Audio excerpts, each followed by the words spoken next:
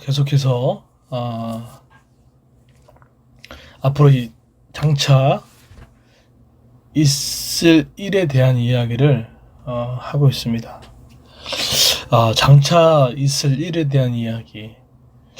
이거는 왜 이럴 수 있죠. 우리가 간혹 가다가 왜 나이가 든 분들 만나지 않습니까? 그게 5살 차이든 10살 차이든 엄마라면 또 먼저 아이를 키웠던 엄마라든지 이렇게 만나서 또 선배를 보면 또 그렇게 본 분들이 계실 겁니다. 그러면 사실은 그 나이가 많은 사람들 입장에서 잘 살거나 못 살거나 인격이 좋거나 하거나 그래도 살아온 경륜이 있기 때문에 지금의 후배들의 어떤 태도와 자세와 행동을 보게 되면 어느 정도의 삶이 예측이 되는 부분들이 존재합니다. 저 사람은 정말 성품이 바르다. 저 사람은 기본이 너무 잘 돼 있구나 라는 것을 보는 눈들이 있더라고요. 그래서 그것은 예언이 아니더라도 어느 정도 떠오게 되면 그 사람의 인생과 방향이 거의 맞물려 가는 것도 보게 됩니다. 마찬가지로 그런 관점에서 좀 봤으면 좋겠어요. 그런데 그 사람이 중간에 어떻게 해결되면은 괜찮은데 해결 안 될 경우 반드시 그 일을 당할 수밖에 없다는 것이죠. 그런데 오늘 이 요한계시록은 반드시 된다는 것입니다. 아니 될 수 있고 상황이 바뀌어서 안 되는 일이 아니라 정확하게 분명히 된다는 것입니다. 그게 바로 요한계시록의 목표예요. 자, 오늘 14절에 보시게 되면 눈앞에 흰 구름이 펼쳐지며 그 구름 위에 한 분은 앉아 계신 것을 보았습니다. 구름은 하나님의 임재를 상징하는데 그분을 봤어요. 바로 그분이 바로 사람의 아들로 불리는 누구 같다고 얘기합니까? 예수님 같았다 이야기를 하고 있습니다. 예수님. 이 땅에 오시는 그분은 바로 하나님이셨습니다. 그리고 예수님과 성령님이셨습니다. 그러나서 그분이 뭘 하고 있습니까? 머리에 금관을 쓰고 이게 왕의 위엄과 상징의 의미죠. 그런데 그런 통치자의 하나님이 또 어떤 모습으로 서 있겠냐면 손에는 날카로운 낫을 들고 계셨다는 거예요. 낫을 들고 있다는 느낌 가운데 뭐가 생각나십니까? 농부의 이미지가 나오죠. 씨 뿌린 자의 비유처럼 농부 씨는 바로 하나님의 말씀이죠. 예수 그리스도께서 이 땅에 오셔서 말씀으로 계속 이렇게 뿌리셨습니다. 하지만 말씀을 계속 뿌리셨죠. 또 어떤 사람한테는 돌밭에 떨어지는 것처럼 길가에 가시떨기에 낀 것처럼 뿌려진 하나님의 말씀을 듣고 이게 아니구나, 이것이 돌아와야겠구나 라는 사람이 있는 반면에 어떤 사람은 세상의 유혹과 염려와 재리의 유혹으로 계속해서 말씀의 씨가 자라지 못하는 사람들이 놓여있죠. 그래서 여러분 내 마음의 밭을 항상 잘 기경해야 됩니다. 하나님의 말씀을 잘 듣게 해주십시오. 깨닫게 해주십시오. 근데 이것은 성경의 객관성과 성경의 확실성을 성경의 확실성과 성령의 이 주관적인 내면의 성령의 확신을 주셔야 됩니다. 그래서 우리 아이들 있잖아요. 말씀을 많이 뿌려놓는 시기입니다. 많이 뿌려놓으세요. 우리 엄마들 말씀 많이 읽어주시고 말씀에 노출시켜주시고 때로는 그게 귀찮고 안 들어갈 것 같지만 그렇지 않습니다. 말씀을 무수히 먹는 아이와 찔끔찔끔 먹는 아이가 성장 속도가 어떻게 같을 수 있겠습니까? 세상의 원리는 동일합니다. 많이 먹으면 많이 큽니다. 그것처럼 많이 뿌리셔야 돼요. 많이 먹이셔야 돼요. 우리가 복음 증거도 당장 안 된다고 하더라도 세계 선교가 안 된다고 해도 계속해서 뿌려나가는 것이 필요합니다. 그런데 그것이 매번 그런 말은 아니에요. 여기서 낫을 갖고 있다는 건 추수할 때가 있다는 것입니다. 그랬더니 15절에 한 천사가 어떡합니까? 성전에 나왔죠. 그리고 외쳤습니다. 이제 낫을 들어 추수하십시오. 보고합니다.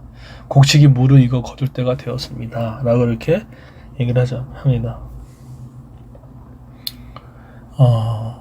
그랬더니 어떻게 합니까? 그분께 16절에 그분 땅 위에 낫을 휘두르고 곡식은 추수되었습니다. 이게 무슨 뜻일까요? 사실은 교회를 탄압하여 세상을 심판해달라고 했던 기도를 하나님이 계속해서 더디 주셨죠. 자꾸 돌아올 때까지. 근데 드디어 천사가 이렇게 보고드리자 결론적으로 낫을 들어 추수를 하기 시작했다는 거예요. 그리고 어떤 일이 생겼습니까?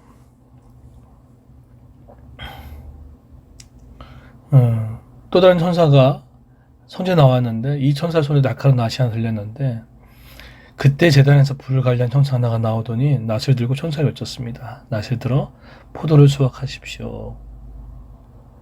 포도밭에 포도송이 물이 익었습니다.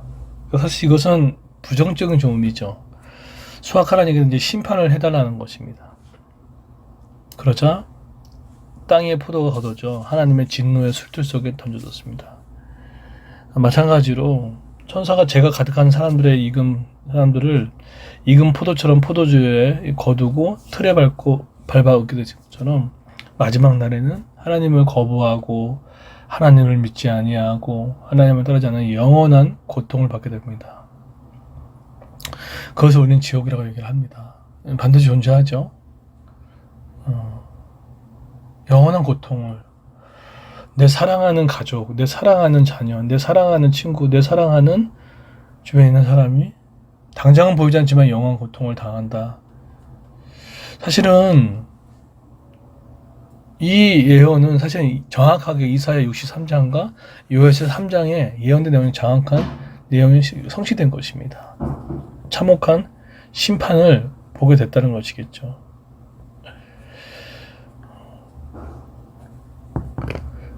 농부이신 하나님께서 말씀의 씨를 뿌려주셨습니다.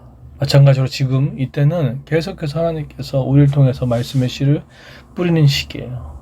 뿌리고 그리고 뭐 합니까? 돌아오라고. 요한계시록 6장에 10장에 봐도 교인들이 회복시켜달라고 했던 이 기도도 결국은 그 메시지잖아요. 우리가 대때를 어떤지 뭐였던지 계속해서 뿌리셔야 됩니다. 뿌리시고 결국 하나님께서 때가 되시면 거두신다는 것이죠. 그것이 영원한 심판으로서도 마찬가지로 우리의 삶에도 지금 하나님께서 계속 말씀을 뿌려대는 것들이 있을 겁니다. 계속해서 막 부딪히는 것들이 있을 겁니다. 때로는 어떤 사람의 입술을 통하여서, 때로는 어떤 세미나를 듣거나 어떤 사람의 입을 통해서, 누구를 통해서 책을 보다가 하나님의 말씀을 뿌리고 계시는 거거든요. 그러면 그것에 대해서 멈춰서서 깨닫고 멈추시고 하지 마셔야 됩니다. 네, 그만하셔야 됩니다. 근데 그것을 계속해서 거부할 경우에 몸의 심판도 받기도 하고 때로는 우리 몸의 이상을 느끼게 할 수도 있고 관계적인 심판을 받을 수도 있고 될 수 있다는 거예요. 꼭 멀리만 보지 마십시오. 우리가 귀를 들어본다 그러면은 주변에 많은 소리를 하나님께서 우리에게 하고 계시다는 사실을 잊지 않았으면 좋겠어요. 그래서 저는 요즘에 그렇게 해요. 오늘의 이 큐티 말씀을 설레는 마음으로 듣고 또 무수히 들려오는 소리 가운데 하나님 왜 주셨을까 묻는 작업들을 하고 그리고 오늘 할 일에 대해서 최선을 다해서 말씀을 뿌리는 일들을 해 나갑니다. 오늘도 저희 아내와 함께 해야 초등학교에 그 복음을 전하러 갑니다. 그러니까 씨 뿌리는 농부 같은 심정으로 가는 겁니다.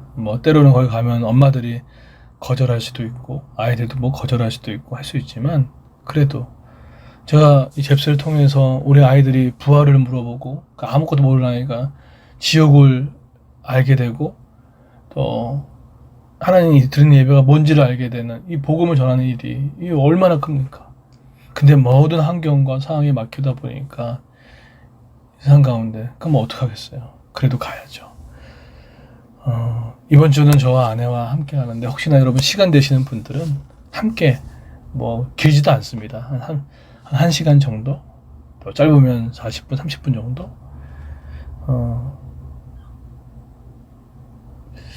결국 그들이 영원한 진노의 술틀 속에 들어가지 않게끔 하는 이 부분들을 있습니다.